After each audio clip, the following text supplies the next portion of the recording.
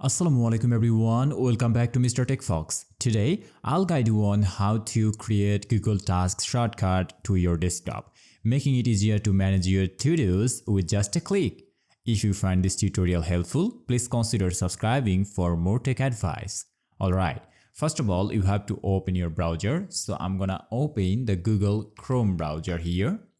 And you have to type on the address bar tasks.google.com.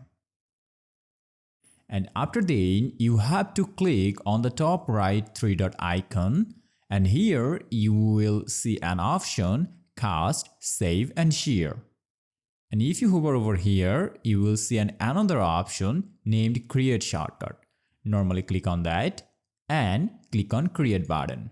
And it will automatically create a Google Task shortcut on your desktop. And from now, when you click on this icon, it will automatically redirect you to task.google.com. And here you can manage your to-do list. And that's all about today's video. If this helps, please consider subscribing this channel. See you in the next video. Allah Hafiz.